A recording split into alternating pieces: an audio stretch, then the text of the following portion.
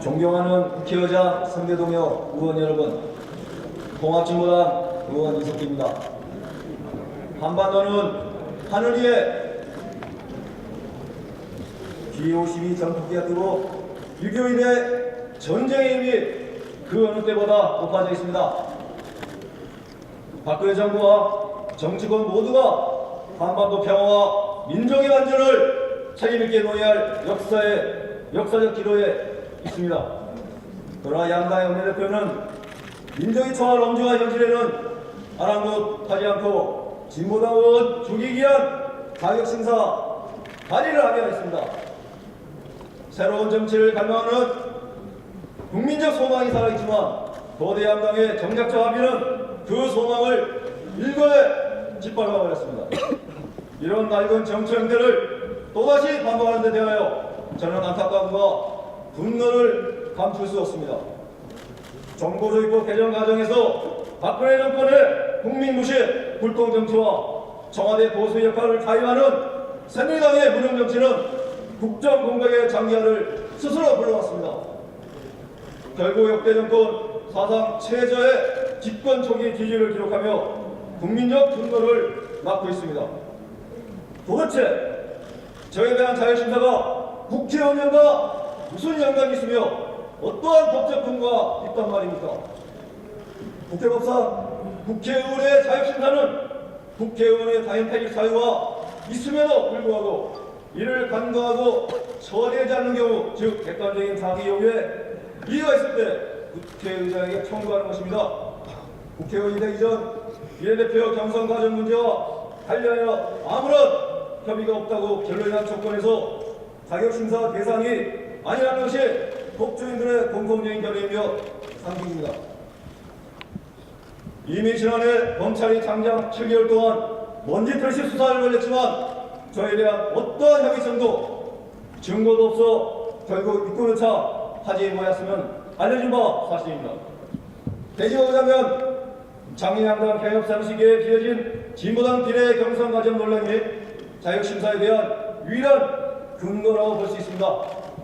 그러나 지난해 말의 검찰 수사 결과에 따라 작년 6월 양당이 합의했던 근거 자체가 원천적으로 소멸된 것입니다.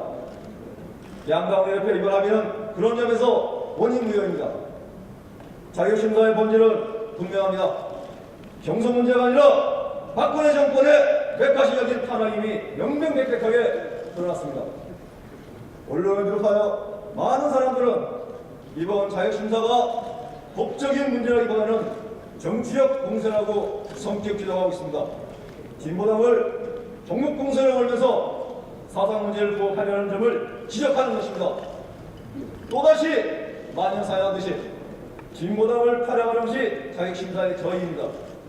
이는 사상의 자유를 보장하는 헌법 정신을 무시하는 초법적 발상입니다. 그런 발상 안에는 박근혜식 국가 간 검진하는 무서운 논리가 내재되어 있습니다. 저는 박근혜 대통령에게 묻고자 합니다. 전쟁을 반대하고 평화를 이야기하는 것이 종기라면 전쟁을 끝이키는 것은 무엇입니까?